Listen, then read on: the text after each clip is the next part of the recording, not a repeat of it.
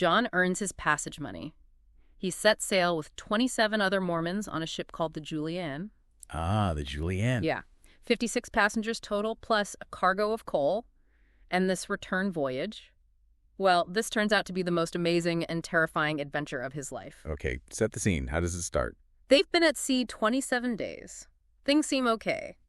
Then, the sea started to get rough shortly after 8 o'clock p.m. That ominous feeling. You Yeah. know something's coming. Exactly. Just an hour later, the lookout spots it, a long white strip, dead ahead. Coral reef. Coral reef, the cry hard down the helm, goes out, turns sharp, but it's too late. There's this terrifying sound like thunder as the hull just smashes into the coral. I can't imagine. The ship starts breaking up, huge waves crashing over it, and it's pitch black. Complete nightmare. Just chaos and fear. How did anyone even think straight? Well, thankfully, Captain Pond did. His quick thinking was crucial. What did he do? He kept the sails up, deliberately forcing the ship higher onto the reef Okay, what? to stop it washing back off into deeper water and sinking immediately. Then he ordered the crew to cut down the masts and rigging. Smart move. Stabilize it as much as possible. Exactly. An indispensable decision for their survival. So how did they actually get off the wreck and onto the reef? It was incredibly harrowing. A crew member bravely swam ashore to the reef, that is with a rope. Wow. Fastened one end to a rock, the other to the ship. Meanwhile, the captain's grabbing his navigational instruments. Thinking ahead even then. Always. But the passengers, women, children, they're huddled in the after cabin, furniture sliding around, water coming in, terrifying screams. That's awful. And then there's this moment of just raw courage. Rosa Clara, she's only 18. She volunteers to be the first passenger across the rope line. She straps her baby to her husband's back. Oh my goodness. But as they're crossing, a huge wave washes them both overboard. No. The husband couldn't swim, but a sailor instantly dives in, grabs the father by his long black hair, and pulls them both back to safety. Unbelievable presence of mind by that sailor. Truly. And then Rosa makes her own perilous crossing to the reef. Just astounding bravery. Absolutely astounding. So the evacuation continues like this. Slowly, terrifyingly, passenger by passenger. Finally, the captain and the last few crew members throw themselves onto the rope. Just in time. Just before the lifeline break. Too close. Way too close. And the men already on the reef, they're enduring this sharp, piercing coral, cutting them at every move. Agony. They just watch through the mist as the shadowy image of the Julia Ann splits in two. They're stranded, standing in knee-deep water all night long. Just imagine the cold, the fear, the exhaustion, the pain from the coral cuts. And then morning finally comes. Relief. The sun rises, reveals distant islands, maybe some hope. But then... Several sharks appear. Oh, come on. As if things weren't bad enough. Right. But again, ingenuity. They scramble to higher ground as the tide goes out and huddle together like a large mass of warriors to scare the sharks away. That collective defense instinct. Amazing. It worked. It kept them safe while the tide was low. Amidst all this, John's skills are needed again. The carpenter? Yep. They'd salvaged a boat, luckily. John helps repair it. They also discover this beautiful lagoon inside the reef. Ah, protection from the outer waves. Exactly. About 5 miles by 7 miles.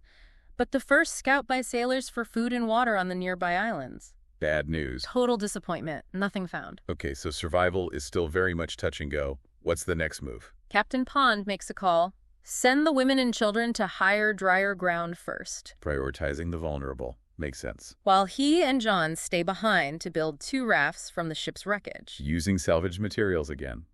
Resourceful. Always. Once the quarter boat returns, they load it, and the new rafts with salvaged supplies, flour, biscuits, clothes, tools. Right.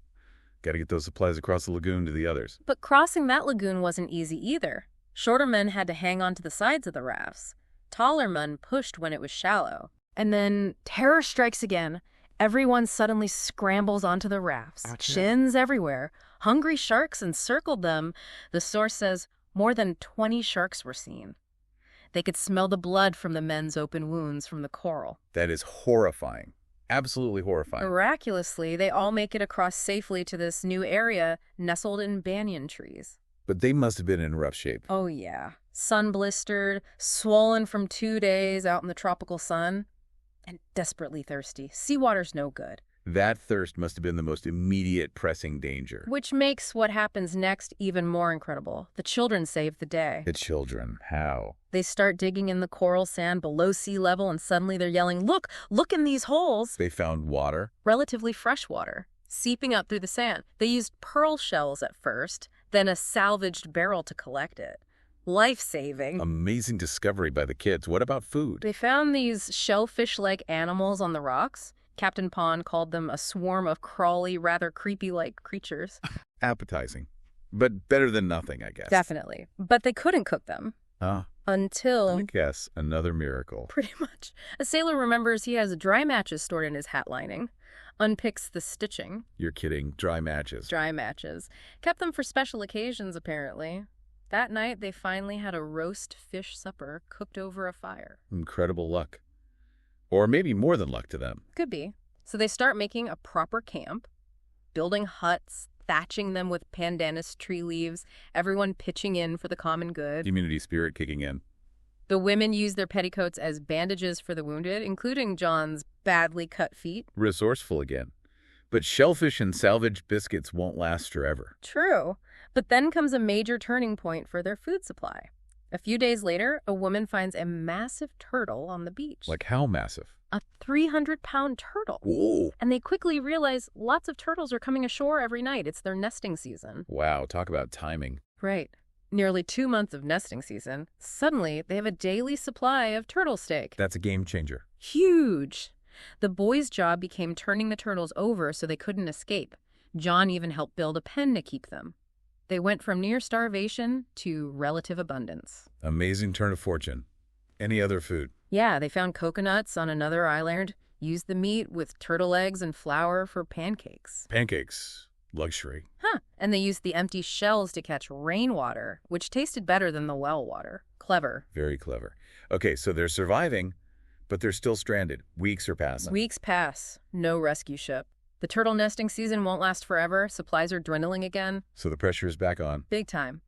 John, ever the carpenter, focuses on making that salvaged boat properly seaworthy for a long journey. More than just repairs this time. Yeah, serious work. He even forges nails from scrap iron, using salvaged coal for a fire. It takes weeks, but he gets it done. Okay, so the boat's ready. What's the plan? Captain Pond initially decides they should try rowing west, towards Samoa. Samoa, that's really far, isn't it? 1,500 miles. He planned to take 4 of his best men. That sounds incredibly risky. What was the alternative? Rowing eastward, to the Society Islands. Much closer, only 200, 300 miles. Seems like the obvious choice. Except the wind had been blowing consistently from the east the entire time they were there. Rowing east would mean fighting the wind constantly. Okay. Shorter distance, much harder work. Longer distance, but potentially wind-assisted. A tough call. Really tough. Then disaster nearly strikes again. A fearsome gale hits the island one night. Oh no, the boat. The next morning, the captain rushes down. The boat, all the supplies in it, gone, vanished. Devastating. All that work, their only real hope. It seemed completely lost until the captain wonders if maybe, just maybe, the anchor snagged on the coral, and it had. Miraculously, they recover the boat, all supplies still tied down inside. Safe. Another incredible moment of reprieve. Wow. And this is where things take another turn, involving faith and visions. Okay. One of the Mormon elders on the island has a dream, sees 5 drowned bodies floating around their boat. Oof. Not exactly encouraging for the crew about to set off. No kidding, it really scared them. Captain Pond, ever the pragmatist, basically tells the elder, don't share any more dreams unless they're pleasant ones. Fair enough, I suppose. So the elder has a second dream. This one is very good. Okay. He dreams the boat reaches a friendly island eastward in 4 days with a crew of 10 men, not 5. Eastward. Against the wind. Exactly. But this positive vision, specific about the direction and crew size, puts pressure on the captain. To change the plan. Go east instead of west. Yep. And here's the most astonishing part. The very morning they decide to leave with a crew of 10. Don't tell me. The wind shifts. For the first time since they arrived, it starts blowing toward the east. Get out. Seriously. Seriously. Making the rowing much, much easier. The crew departs eastward. John stays behind on the island, everyone cheering them on. That's an incredible coincidence, to say the least. Wow. Right. So what happened to the captain and his rescue crew? Smooth sailing with the wind. Not quite. They had their own adventures. Seasickness, a fierce storm blew them off course. They were even briefly held captive by suspicious natives on Bora Bora. You're captive. Good grief. Yeah, but they got away, and then another stroke of incredible luck. What now? The captain runs into an old friend who just happened to come ashore from a whaleboat. You couldn't make this stuff up. I know.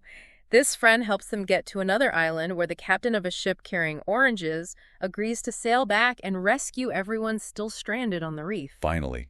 Rescue is coming. But imagine the tension on that return journey.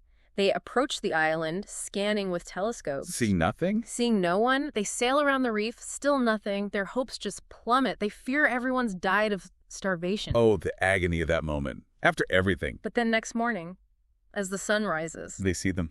they see a group of half-starved, frantically waving, eternally grateful people, including John. Oh, thank goodness. What a sight that must have been. Unbelievable relief. Mercifully, all the castaways had survived. Every single one. Incredible. Absolutely incredible. So, John's ordeal is finally over. Almost. He and the other Mormon passengers get transferred to different ships heading for San Francisco.